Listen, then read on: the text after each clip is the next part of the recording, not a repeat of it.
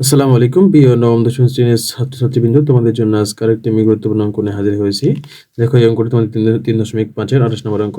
অঙ্কটিতে বলা রয়েছে কোন আসল 3 বছরে সরল মুনাফা সহ 460 টাকা। অর্থাৎ কোন আসল মানে আসলটা আমরা জানি না। হ্যাঁ, আসলটা আমরা জানি না। ওকে, 3 বছর সরল মুনাফা সহ টাকা 460 টাকা এবং 5 বছরে সরল মুনাফা সহ 600 টাকা হলে শতকরা মুনাফার হার কত? তাহলে এখানে আমরা কত আসল তাও জানি না। তারপর আমাদের কি চেয়েছে, এখানে শতকরা মুনাফার হারটা চেয়েছে। তাহলে এখানে দুইটাই কিন্তু সরল মুনাফায় দেওয়া আছে, 3 বছরে 460 টাকা, 5 বছরে 600 টাকা। ওকে, তাহলে এখানে আমরা মুনাফার হারটা কি করবো, মুনাফার হারটা এবং মূলধনটা ধরে নিবে অঙ্ক করব। তাহলে মনে করি আসল আসল পি টাকা। আসল হচ্ছে পি টাকা, মুনাফার হার হচ্ছে আর সমান সমান হলো x%। x% মানে কত, x/100। ওকে, এত টাকা। তাহলে আমরা এখানে যেহেতু এখানে আসলটা ধরে নিচ্ছি এবং শতকরা হার ধরে নিচ্ছি, এবং এখানে সরল মুনাফা সহ যেহেতু মুনাফা আসল যেহেতু মুনাফা সহ আসলটা দেওয়া আছে, যেটা মুনাফা সহ আসলের সূত্রটা আমাদেরকে জানতে হবে প্রথমে।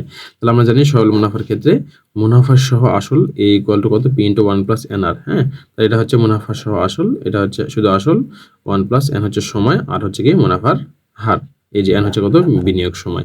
ওকে, তাহলে এখন এখানে কিন্তু আমার দুইটা শর্ত দেওয়া আছে, একটা 3 বছরের জন্য 460 টাকা, আর একটা হচ্ছে 5 বছরের জন্য 600 টাকা। তাহলে দুই ক্ষেত্রে আমি কি করবো, মুনাফা সহ আসলে মানটা বের করবো। ওকে ওকে তাহলে প্রথম শর্ত মতে তাহলে মুনাফা সহ আসলে সূত্র এটা ইকুয়াল টু করে দেওয়া আছে 460। ঠিক আছে, এই যে 400, এখানে যে 460 দেওয়া আছে এই ক্ষেত্রে, তাহলে মুনাফা সহ আসল কত, 460।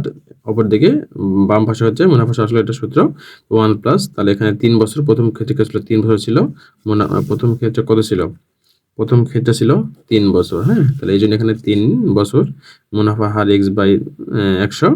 তো এটা ক্যালকুলেশন করি 3x/100, লসাগু করলে 100 প্লাস 3x/100। ওকে, এটা হচ্ছে যে রেখে দিলাম, এটা 1 নম্বর সমীকরণ। দেন দ্বিতীয় ক্ষেত্রে ছিল 5 বছর। ঠিক আছে, তাহলে 5 বছরের জন্য আমি মুনাফা আসলটা বের করলাম। দেন ওই মুনাফা আসলটা কত ছিল, ওই মুনাফা আসলটা ছিল কত টাকা, 600 টাকা। ওকে, তাহলে এই জন্য মুনাফা আসল বের করলাম। দেন উপর দিকে হচ্ছে 600, একইভাবে 5x/100, লসাগু করলে 100 প্লাস 5x/100।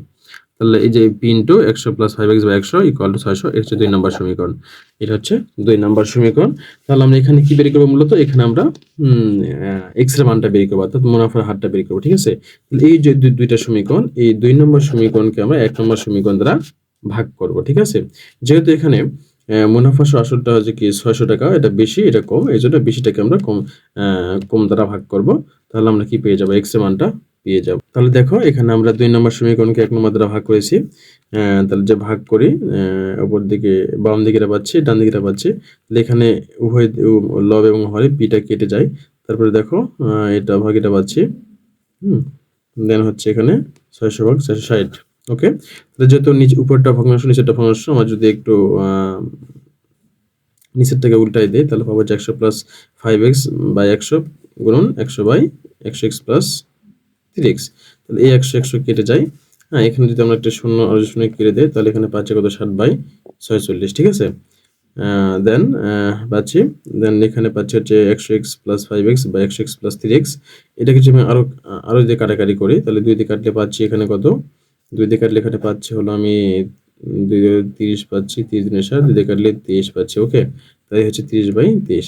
এখন যে কাজটা করবো আমরা, কোনাকুনি আমরা গুণ করবো। ওকে, যে গুণ করি, তাহলে এখানে 23 গুণ 100 করলে হচ্ছে 2300, আর 5 গুণ 23 করে হচ্ছে 115x, আর এখানে তারপর 30 গুণ 100 করলে হচ্ছে 3000, 30 গুণ 3 করলে হচ্ছে 90।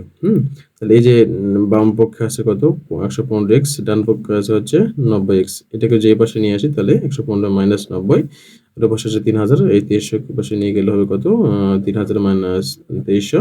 তাহলে এখানে 115 থেকে 90 বাদ দিলে পাচ্ছি হচ্ছে 25x, এখানে 3000 থেকে 2300 বাদ দিলে পাচ্ছি হলো 700। ওকে, এখন যদি আমরা 700-কে 25x রেখে 700-কে 25 দ্বারা ভাগ করি, তাহলে 700/25, তাহলে আমার ভাগ করলে পাচ্ছি হলো 28। তাহলে এটা কি ছিল, এক্সটা আমার কি ছিল, মুনাফার হার, শতকরা মুনাফার হার, তাই না? অর্থাৎ বার্ষিক শতকরা মুনাফার হার কত, 28, 28 অর্থাৎ 28%। ঠিক আছে, মুনাফার হার সবসময় কি পার্সেন্টেজ হবে। লেক্সের মানে এখানে 28 বের হলো, কিন্তু এখানে আমরা ধরেছিলাম কি মুনাফার হার সমান সমান কি ধরেছিলাম আর সমান সমান x%, ঠিক আছে? তাহলে এখানে আমি যে x এর মান 28 যদি বসাই দেই 28%, তাহলে হলো মুনাফা হার কত 28%। আশা করি তোমরা বুঝতে পারছো।